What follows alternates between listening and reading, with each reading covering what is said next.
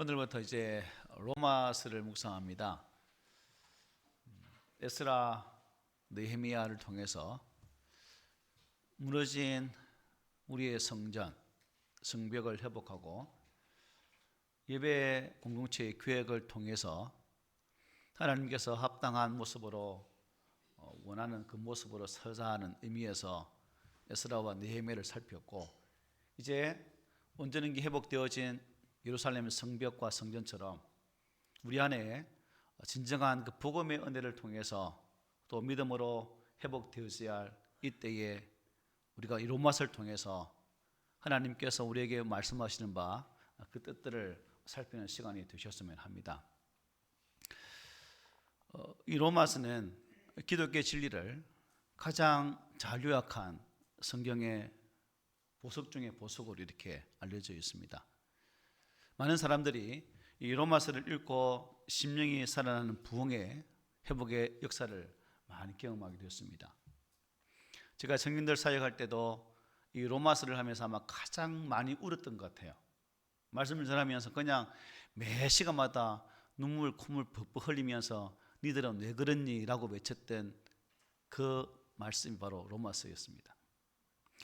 어거스틴이 밀라도의 정원에서 동네 아이들을 들고 노래, 톨레레게 집어서 들어라, 잡아서 들어라, 그런 그 말씀을 듣고 로마 13장 13절로 14절의 말씀으로 그 회심했던 것은 유명한 일화 중에 하나입니다. 종교개혁자 이게 마틴 루터도 로마서 1장 17절의 말씀과 부딪히면서 이신칭의의 감격에 사로잡혀 거룩한 교역자가 되어졌습니다.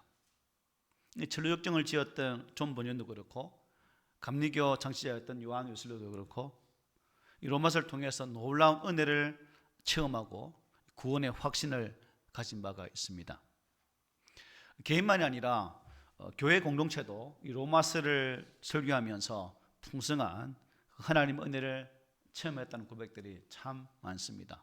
바라기는 우리 꿈 있는 교회 성도들도 이 로마서를 접하면서 이 로마서가 주는 복음의 진정한 의미들을 귀로만 듣지 마시고 가슴으로 듣고 또 가슴으로 반응해서 이 복음의 말씀이 우리의 삶의 자리에서 역사하는 능력으로 나타나기를 소망해 봅니다.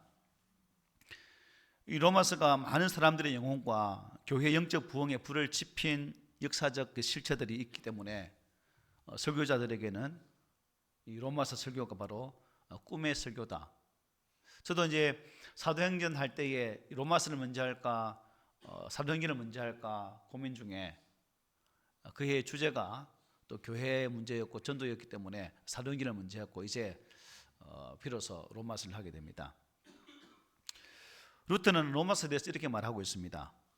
이 성경은 신약의 가장 중요한 부분이며 가장 순수한 복음이다.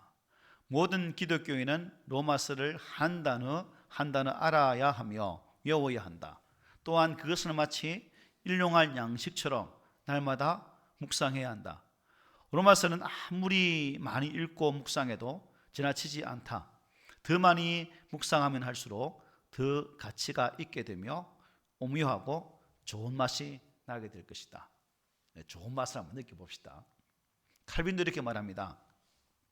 만일 우리가 로마서를 진정으로 이해한다면 성경의 가장 심오한 본물로 들어가는 열리문을 가지는 것이다. 보물의 문을 여는 문을 가진 것이다. 여러분, 로마서 많이 읽어보셨죠? 읽으시면서 로마서를 어떤 은혜로 받으셨는지 모르겠습니다. 로마서를 통해서. 그래서 어찌 보면 어렵고 힘든 책이 로마서입니다.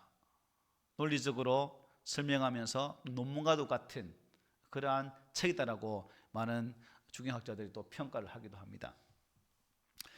주께서 은혜를 주셔서 이번 로마서 1장부터 16장까지 하나님이 이제 거룩하게 우리에게 은혜 주시기 위해 기록하신 이 책의 말씀을 여러분들도 저와 함께 이 로마서를 이제 펼치면서 본문의 문으로 한번 들어가 봅시다.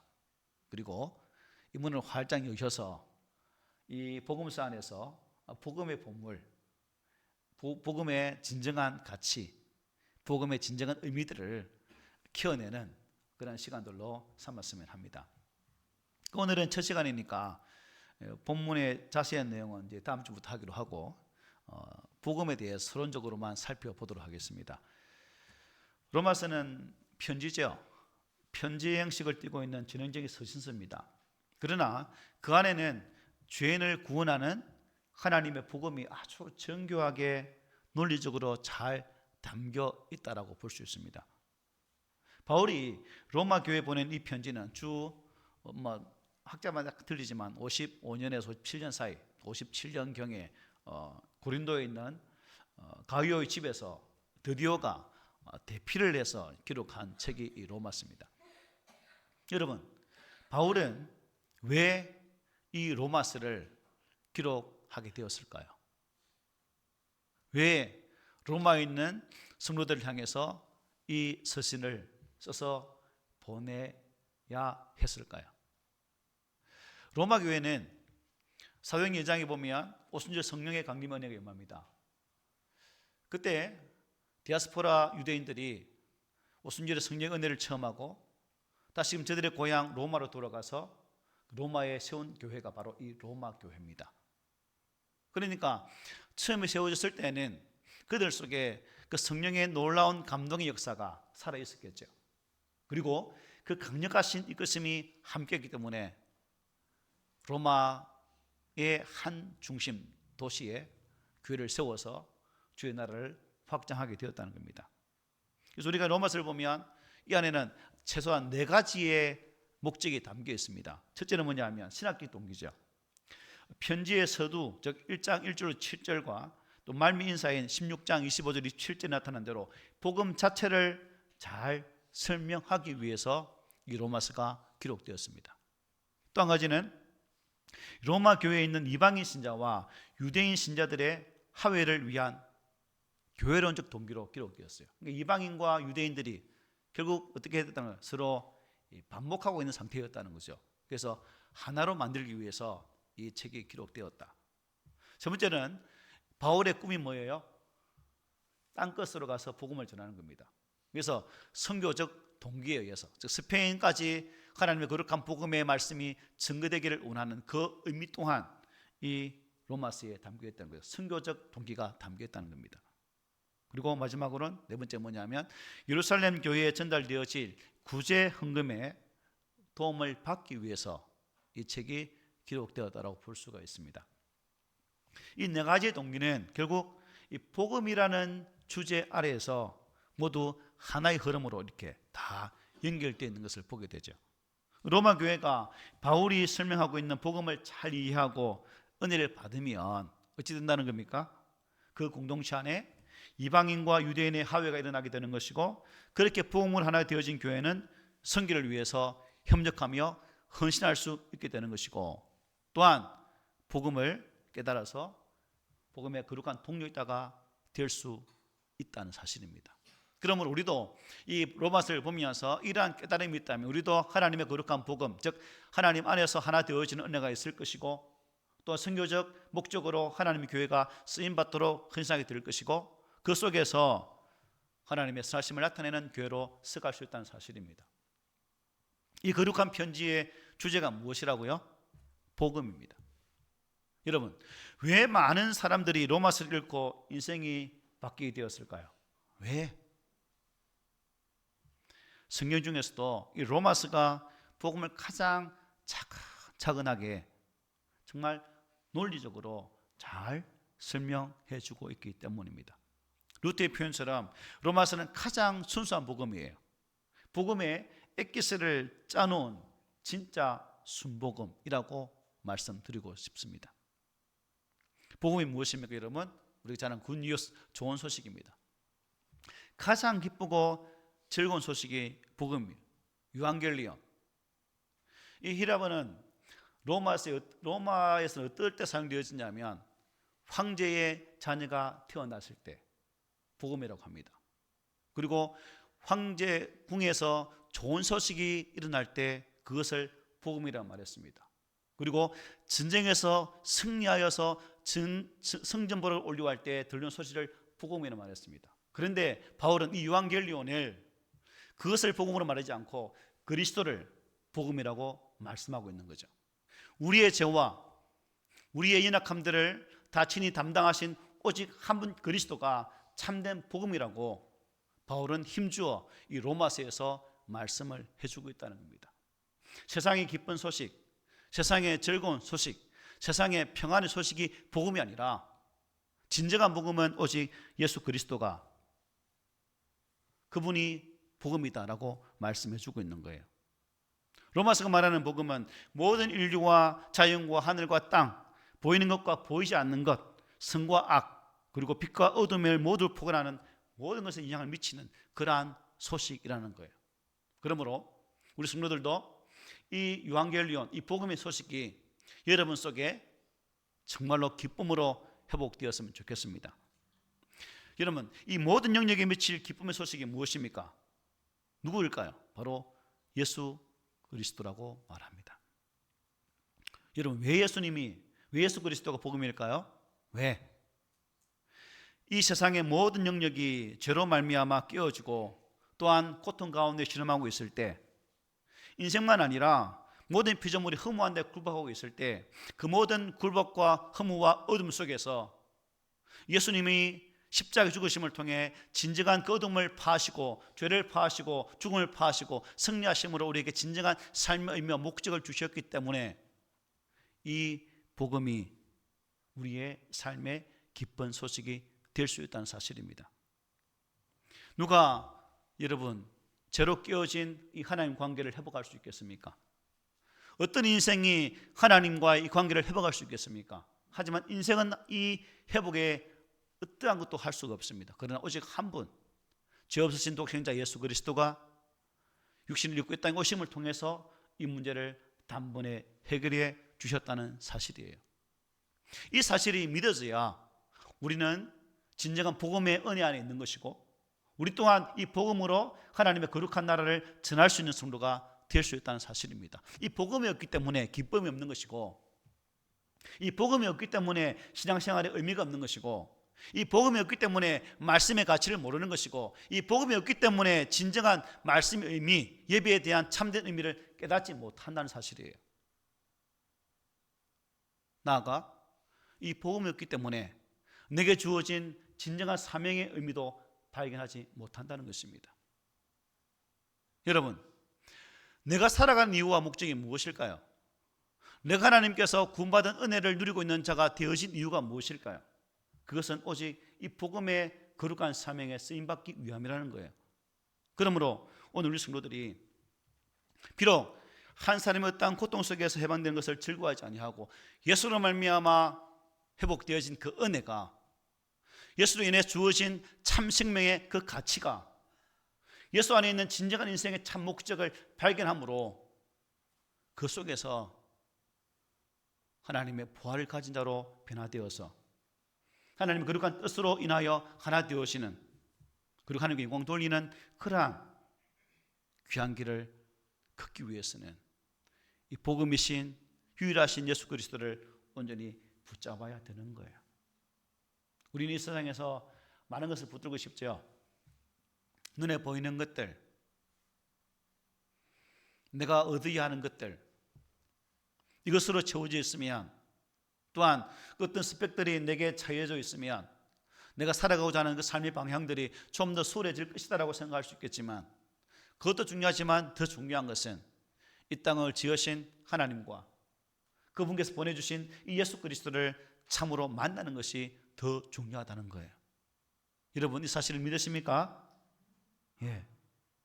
그러면 우리는 이 그리스도는 우리의 복음이고 세상의 복음이고 피조물들의 복음이며 온 우주의 복음인 것을 확신하면서 이 복음 안에 온전히 거하는 그 믿음의 삶이 나타났으면 합니다. 그런데 세상은 이 그리스도를 복음으로 여기지를 않아요. 예수를.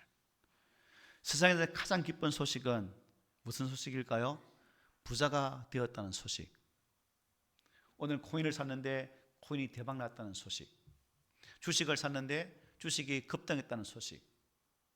집을 샀는데 그 집이 몇 배로 뛰었다는 소식. 내 몸이 건강해졌다는 소식. 이게 이 땅에 많은 사람들의 복음 아닐까요? 로또가 되는 것도 복음인가요? 여러분, 그리스도가 복음이라고 말씀했습니다. 여러분, 이 그리스도를 누가 주셨죠? 하나님께서. 그러므로 바울은 하나님의 복음이라고 말씀합니다. 하나님의 복음. 복음의 주체는 결국 하나님이시죠. 하나님의 복음입니다. 하나님이 기쁜 소식으로 당신의 독생자 예수님을 우리에게 그리스도로 온 세상의 주님으로 주셨어요. 믿으십니까?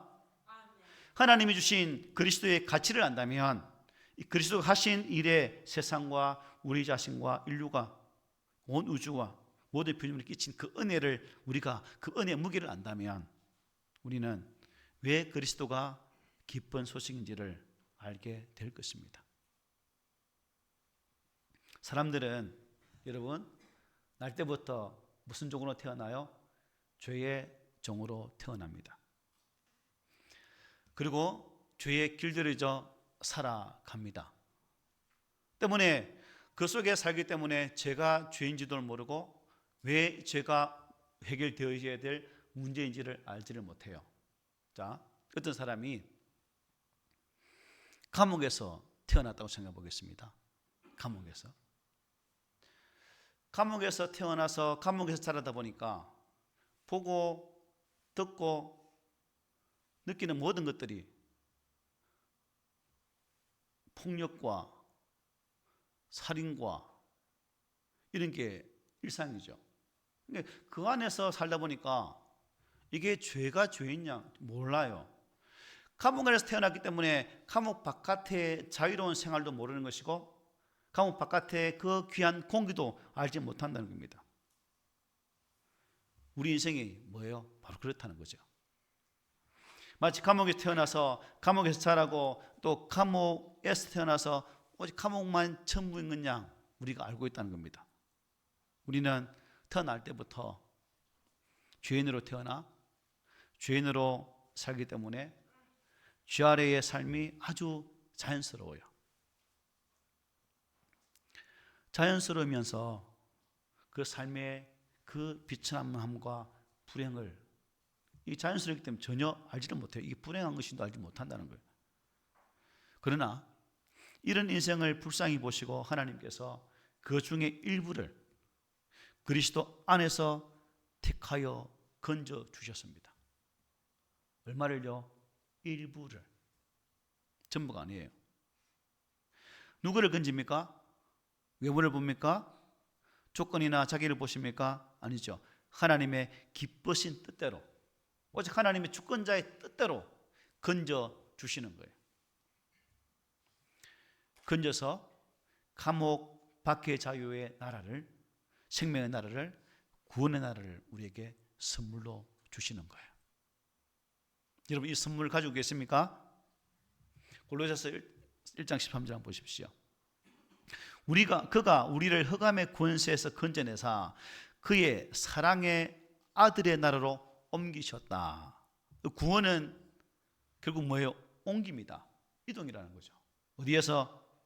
감옥 안에서 감옥 바깥으로, 흑암의 나라에서 아들의 나라로, 죄의 종에서 하나님의 자녀로 옮기는 것이 바로 구원이에요. 여러분 나의 삶이 옮겨졌습니까?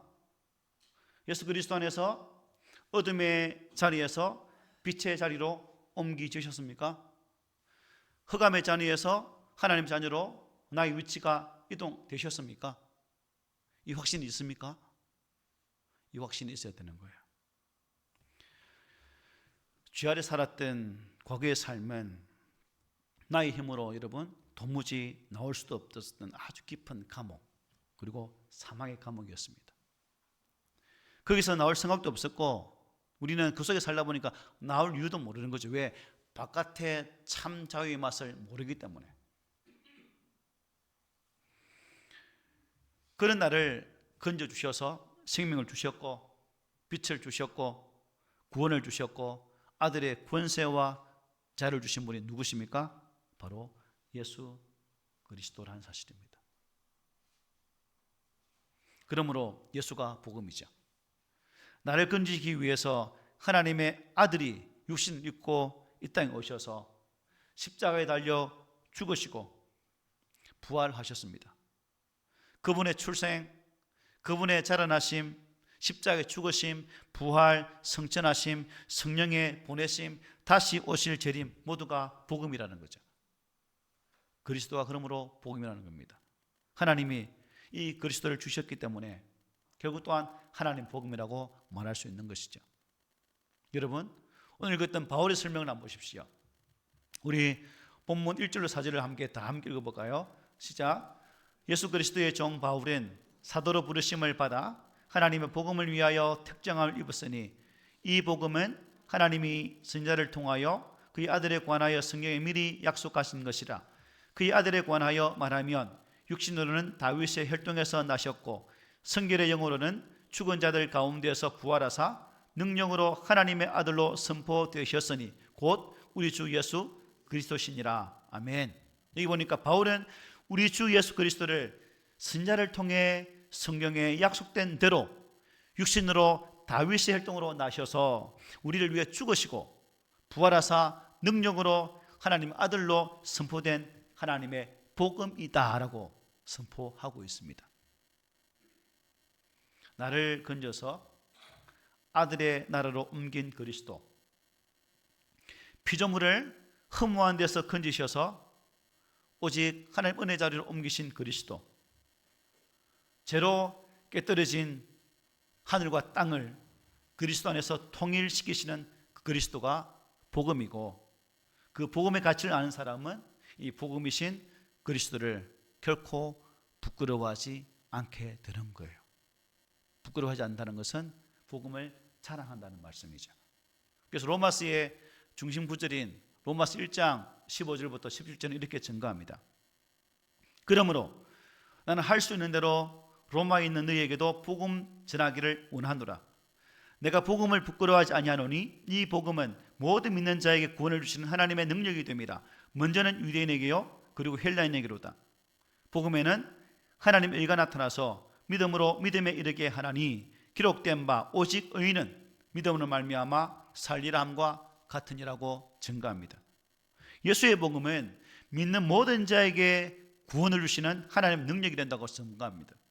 이 능력을 깨달은 자는 어디를 가든지 복음을 전하고 복음을 자랑하고 복음을 말하게 된다는 것입니다. 복음에는 하나님의 오르심, 하나님의 의가 나타나서 믿음으로 이르게 한다고 말씀하고 있습니다. 그러므로 우리가 복음 안에 있다면, 저와 여러분들이 참된 복음 안에 있다면 이 복음 안에서 진정한 생명의 가치, 삶의 가치를 깨닫게 되는 거죠.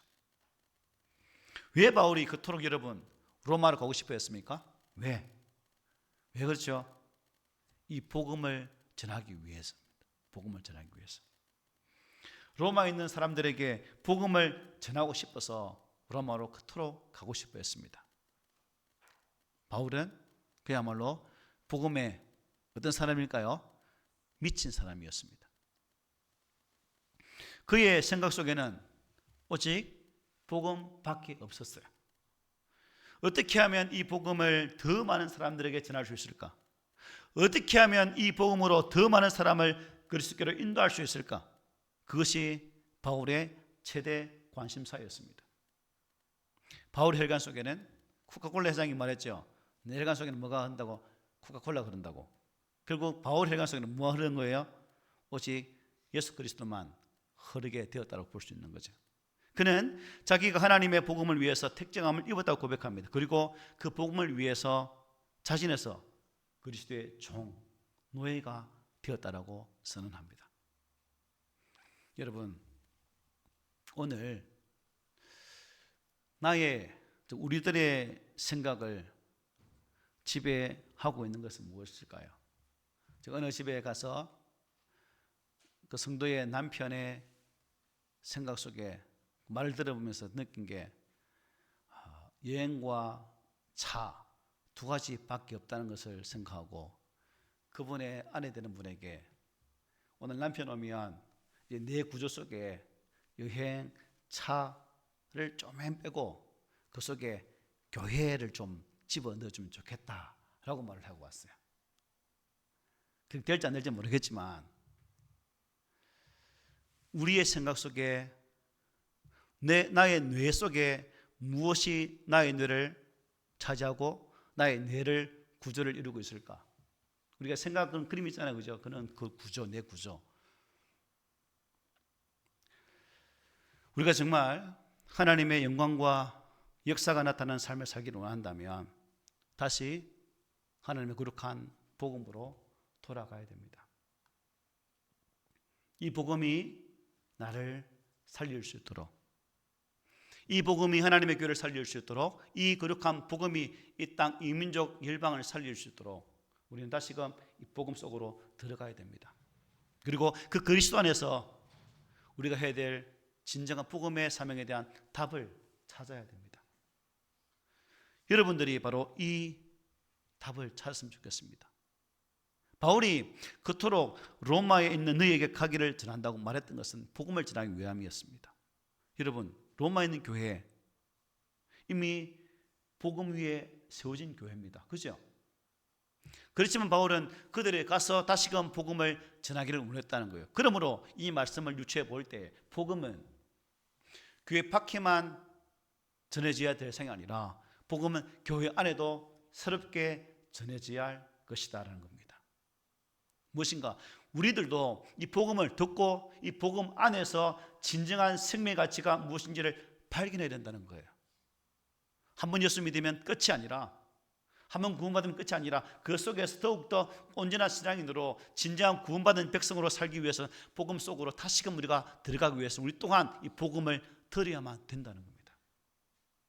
어떤 사람은 죄에 대해서 말하면 내가 무슨 죄가 있냐고 관심을 거두어 버립니다.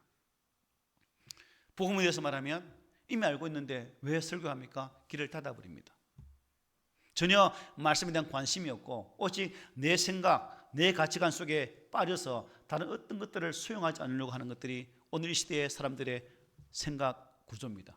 이제 우리는 내 생각 속에 있는 다른 것들을 조금씩 빼어버리고 예수 그리스도 생명의 복음으로 조금씩 채워가야 되고, 그러기 위해서 우리가 진정한 이 복음이신 그리스도 안으로 온전히 들어가야만 된다는 사실을 깨닫게 됩니다. 여러분, 나는 이 복음에 대한 감격이 있나요? 구원에 대한 감격이 있습니까? 생명의 가치에 대한 감격이 있습니까? 내가 은혜 받은 자라는 그 사실 앞에 감격하는 모습이 내 속에도 있습니까? 믿음의 시간이 조금씩 지나면 지날수록 우리의 그 감격과 가치들이 퇴색되어져 가고 있고, 지금은 긴가민가 이렇게 살아가는 우리의 모습을 보지 않습니까? 내가 받았던 첫 그 감격들, 뜨거운 열정들, 그 모습들이 어디 갔을까? 이거 회복할 수 있는 것은 다시금 복음 속으로 들어간 길밖에 없습니다. 에스라, 느헤미야를 통해서 하나님의 거룩한 교회의 성경의 중요함을 깨달았다면 이제 우리가 그 교회 안에서 이 복음으로 다시금 무장하게 되어질 때에 교회가 교회되는 것이고 진실로 성도가 성도다운 삶을 살아낼 수 있다는 거예요. 이게 오늘 이 시대 교회가, 성도가 가져야 할 신앙의 자세입니다. 그러므로 바울은 로마 교회로 가기를 원했던 그 모습이 오늘 이 시대 교회 안에도 정말 복음이 필요한 시대구나라는 사실을 깨닫게 되는 말씀이죠. 저도 여러분들도 특별히 어려운 시대에 살고 있습니다. 정치가들이 말하는 그런 이야기를 들어보면 서로 니 때문에 어려워서 못 살겠다고 서로 잡아먹으려고 야단입니다. 아마 그 정도로 힘든 건가 보죠. 힘드시죠?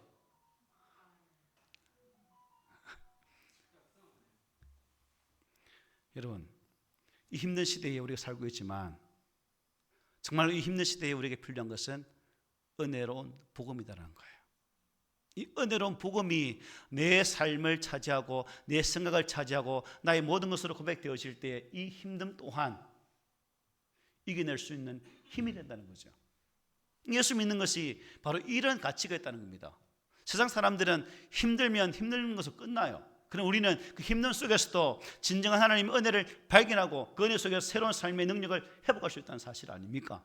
이게 세상 사람과 달라야 할 우리의 삶의 모습 아닌가요?